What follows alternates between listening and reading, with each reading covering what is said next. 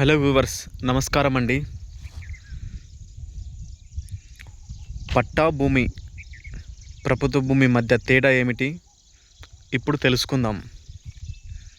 పట్టా భూమి మరియు ప్రభుత్వ భూమి మధ్య తేడాను మాత్రమే కాకుండా పట్టా ఉందంటే వెంటనే కొనవచ్చా, డీ పట్టా అసిగ్నెంట్ ల్యాండ్ అంటే ఏమిటి, 22A లో ఉందో లేదో ఎలా తెలుసుకోవాలి అనే విషయాలను కూడా చెప్పడం చాలా ఉపయోగకరం.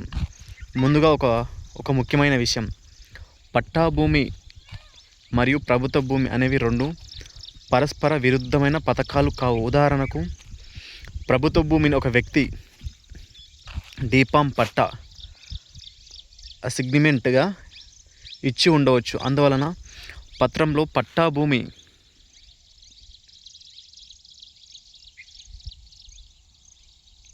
అందువల్ల పత్రంలో పట్టా కనిపించిందని మాత్రమే అది సాధారణ స్వేచ్ఛ విక్రయానికి అనువైన ప్రైవేట్ ల్యాండ్ అని నిర్ణయించకూడదు. పట్టా భూమి అంటే ఏమిటి?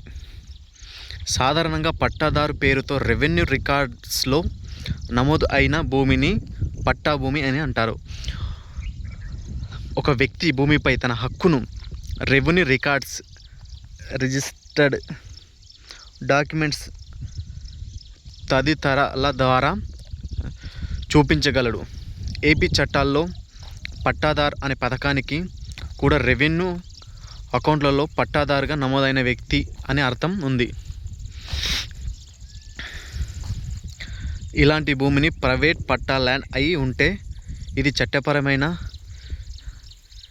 రిజిస్ట్రేషన్ లేకపోతే అమ్మకం, కొనుగోలు చేయవచ్చు. కానీ ఇక్కడే ముఖ్యమైన జాగ్రత్త ఉంది. పట్టాదార్ పాస్బుక్ ఒకటే చూసి భూమిని కొనకూడదు. టైటిల్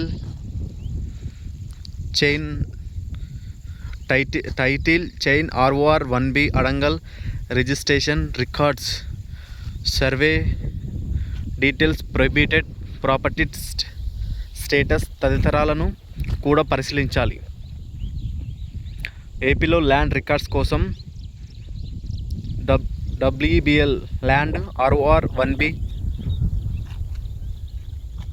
భూనక్ష వంటి వ్యవస్థలు ఉపయోగిస్తున్నారు. ప్రభుత్వ భూమి అంటే ఏమిటి?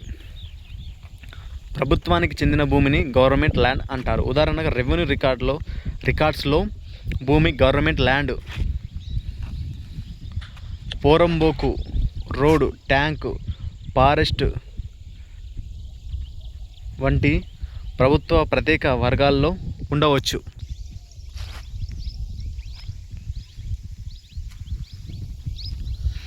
అలాంటి భూమిపై ఎవరో ఒకరు చాలా సంవత్సరాలుగా సాగు చేస్తున్నారని, ఇల్లు కట్టుకున్నారని లేదా పన్ను కడుతున్నారని మాత్రమే చెప్పి ఆ భూమిని వారిదైపోయిందని అనుకోకూడదు.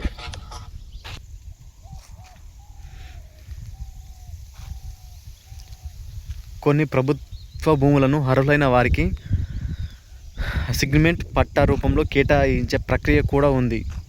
మరియు డీ పట్టా అసిగ్నెంట్ ల్యాండ్ ఏంటి? ఇది చాలా ముఖ్యమైన పాయింట్. ప్రభుత్వం భూమి లేని పేదలకు లేదా అర్హులైన ఇతర వర్గాలకు ప్రభుత్వం భూమిని అసిగ్న్మెంట్ ద్వారా ఇచ్చినప్పుడు వారికి డీఫామ్ పట్టా వంటి పత్రాలు ఇవ్వవచ్చు. నేషనల్ గవర్నమెంట్ సర్వీస్ పోర్టల్లో కూడా ఈ డీఫామ్ పట్టాను గవర్నమెంట్ అసిగ్నెంట్ ల్యాండ్స్కు సంబంధించినదిగా గవర్నమెంట్ అసిగ్న్మెంట్ డీఫామ్ పట్టా కాబట్టి డీ పట్టా ఉంది కాబట్టి ఇది నార్మల్ ప్రైవేట్ పట్టా ల్యాండ్ అని అనుకోవడం తప్పు. అసిగ్న్మెంట్ ల్యాండ్స్పై ట్రాన్స్ఫర్ రెస్ట్రిక్షన్ ఉండవచ్చు. AP lands prohibited of transfer act 1977కు సంబంధించిన నిబంధనలను అసిగ్నెంట్ ల్యాండ్ కేటాయింపును నియంత్రిస్తారు. అధికారిక ఆడిట్ రిపోర్ట్ ప్రకారం అసిగ్నెంట్ ల్యాండ్స్ సాధారణంగా వాలిడేస్ రిజిస్ట్రేషన్ లోబడి ఉంటాయని పేర్కొనబడింది.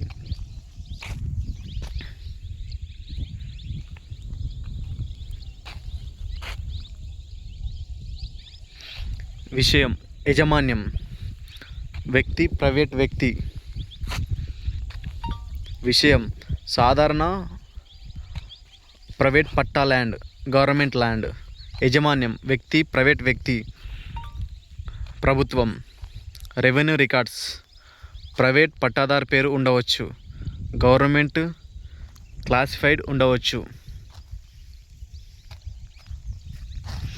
సాధారణ అమ్మకం చట్టపరమైన రిజిస్ట్రేషన్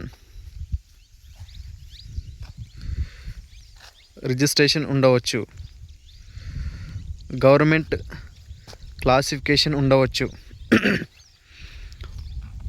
పట్టాదార్ పాస్బుక్ ఉండవచ్చు.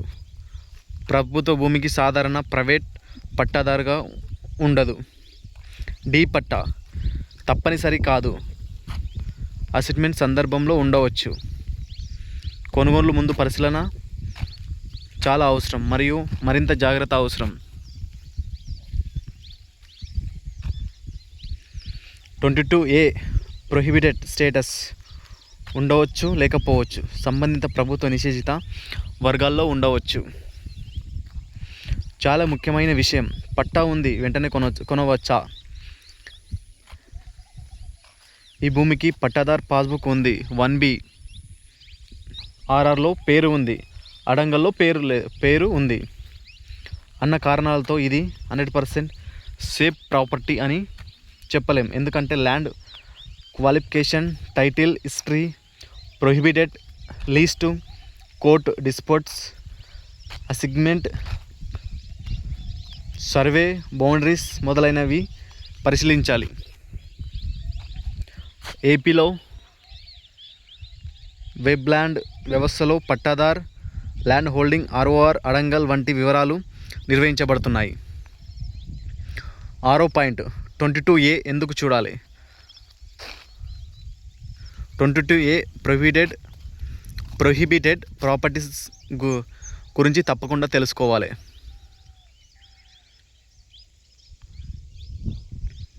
కొన్ని రకాల భూములను చట్టం పరంగా రిజిస్ట్రేషన్కు నిషేధిత జాబితాలో ఉండవచ్చు.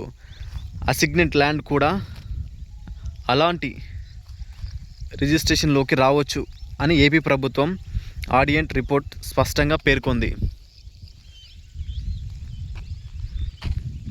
అందుకే కొనుగోలు ముందు ఈ సర్వే నెంబర్ 22Aలో ఉందా అని తప్పకుండా వెరిఫై చేయాలి. 7వ పాయింట్, బయ్యర్ ఒకవేళ కొనే ముందు ఏం చెక్ చేయాలి? 10 పాయింట్లు చెక్ లిస్ట్లో ఇస్తే చాలా ఉపయోగకరంగా ఉంటుంది. 1 survey number, extent, land qualification, 1B ROR, Adangal pattadar passbook, registered sale deeds, payment, EC encumbrance certificate, ground survey and boundaries. అవసరమైతే భూనక్షలు, సర్వే మ్యాప్ కూడా పరిశీలించాలి. ఏపీ ప్రభుత్వం భూనక్షను క్రిస్టల్ మ్యాప్స్ మరియు ల్యాండ్ రికార్డ్స్తో అనుసంధానించిన వ్యవస్థగా నిరూపిస్తుంది. ఒక వ్యక్తి దగ్గర 2 ఎకరాల భూమి ఉంది, పాస్బుక్లో అతని పేరు ఉంది, వెంటనే అది ప్రైవేట్ ల్యాండ్ అని అనుకోవద్దు. మొదట ల్యాండ్ క్లాసిఫికేషన్ చూడాలి. అది నార్మల్ పట్టా ల్యాండా, డీ పట్టనా, అసైన్మెంట్లో పట్టానా, గవర్నమెంట్ ల్యాండ్ అన్న 22Aలో ఉందా? తర్వాత ట్రాన్సాక్షన్ గురించి ఆలోచించాలి.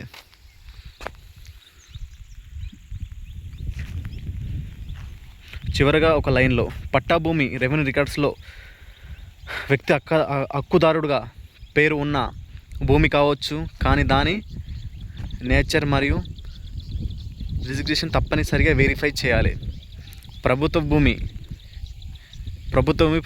ప్రభుత్వ ఆధీనంలో లోని భూమి కేవలం ఎవరో ఆక్రమించి ఉండటం, సాగు చేయటం లేదా పత్రం చూపించడం వల్ల ప్రైవేట్ ఓనర్షిప్ ఏర్పడదు. డి పట్టా అసైన్మెంట్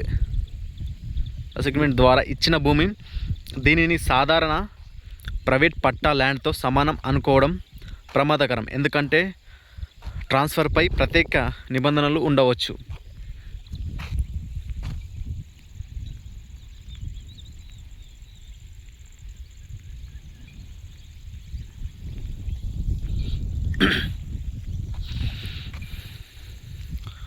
ఇక్కడ కనిపించేది మొత్తము భూమి హిల్స్కు కొద్దిగా ఆనుకొని ఉంటుంది. చాలా అనుకూలమైన ప్రదేశం ఇదంతా. ఇక్కడ కొండ ప్రాంతంగా ఉంటుంది. ఆ పైన కొండ.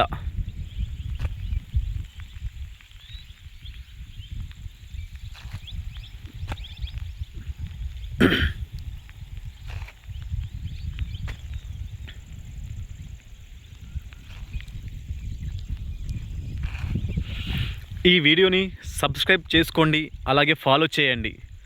మరిన్ని వీడియోస్ కోసం లైక్ చేయండి, షేర్ చేయండి. ధన్యవాదాలు.